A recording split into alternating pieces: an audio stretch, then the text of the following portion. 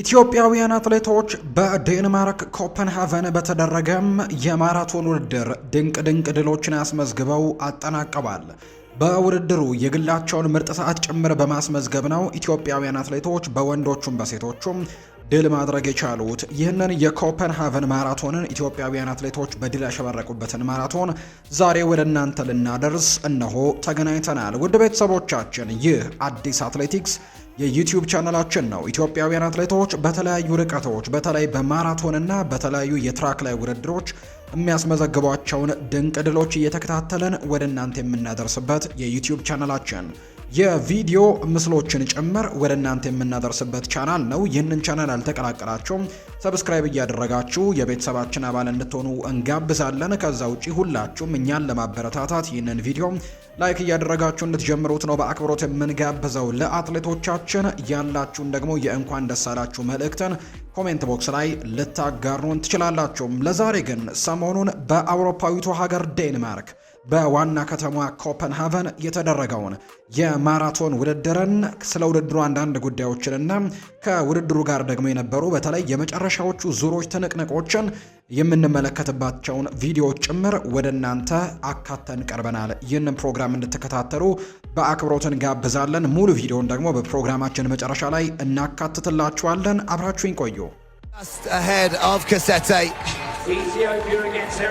The Eritrean in fourth place. በአውሮፓ ከሚደረጉና በትልቅነታቸው ከሚታወቁ ውድድሮች መካከል አንደኛው የዴንማርክ የኮፐንሃቨን ማራቶን አንደኛው ነው። በዚህ ሳምንት ከተደረጉ ውድድሮች መካከልም አንደኛው ነው። በዴንማርክ ዋና ከተማ የተደረገው ውድድር በተለይ የዘንድሮ የዴንማርኩን የኮፐንሃቨን ማራቶንን ለየት የሚያደርገው በውድድሩ ታሪክ ትልቁ ቁጥር የተመዘገበበት ውድድር መሆኑ ነው። 25000 ተወዳዳሪዎች የተካፈሉበት ውድድር እንደሆነ ይፋ ተደርጓል። የዓለም አትሌቲክስ ዋናው ፌዴሬሽንም ይህንን ውድድር ትልቅ ደረጃ እንደሰጠው ጭምር የሚያሳዩ መረጃዎች ናቸው እየወጡ የሚገኙት። በዚህም ኢትዮጵያውያን በወንዶቹም በሴቶቹም በርከት ብለው ተሳትፎ ማድረጋቸውን ነው የተመለከት ነው። በርካታ ተወዳዳሪዎች በነበሩበት የወንዶቹ ማራቶን ኢትዮጵያዊው አትሌት ታደሰ ካሳ በአንደኝነት ነው ይህንን ውድድር ያጠናቀቀው። 2 ሰዓት ከ08 ከ26 ደግሞ የገባበት ሰዓት ነው። ታደሰ ካሳ ይህንን ውድድር በአንደኝነት አጠናቋል ከኢትዮጵያ።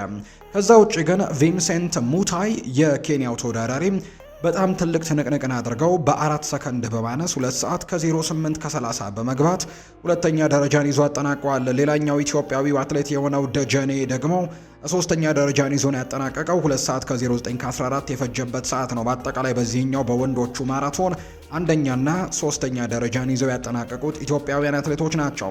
ከዛ ውጭ ግን አራተኛና አምስተኛ ደረጃን ይዘው ያጠናቀቁት መርሃዊ ከሰተና ሄኖክ ተስፋይ ናቸው። እነዚህ ሁለቱ ከኤርትራ ናቸው። አራተኛና አምስተኛ ደረጃን ይዘው ያጠናቀቁት። በአንጻሩ ተስፋዬ ደመቀ ደግሞ ኢትዮጵያዊው አትሌት ስድስተኛ ደረጃን ይዞ ያጠናቀቀበት ውድድር ሆኗል። በወንዶቹም የማራቶን ውድድር በሴቶቹ የማራቶን ውድድር ኬንያዊቷ ሜርሲ ቼፕ ወጎን ናት ማሸነፍ የቻለችው 2 ሰዓት ከ22 ደቂቃ ከ08 የገባችበት ሰዓት ነው።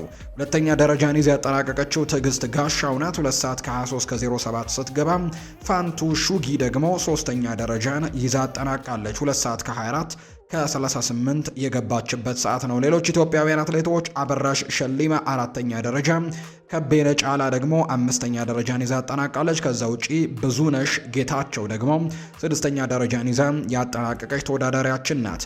ሌሎችም እንደዚሁ የአትሌቲክስ ውድድሮችን እየተከታተልን ወደ እናንተ ማድረሳችንን የምንቀጥል ነው የሚሆነው። ውድ ቤተሰቦቻችን የዴንማርክ የኮፐንሃቨን ማራቶንን ቪዲዮዎቹን በተለይ በመጨረሻው ዙር የነበሩትን በወንዶቹም በሴቶቹም የመጨረሻው ዙር ትንቅንቆችን እንድትከታተሉ ጋብዛችኋለሁ። እናንተ ግን የእንኳን ደስ አላችሁ መልእክታችሁን ኮሜንት ቦክስ ላይ ልታጋሩን ትችላላችሁ።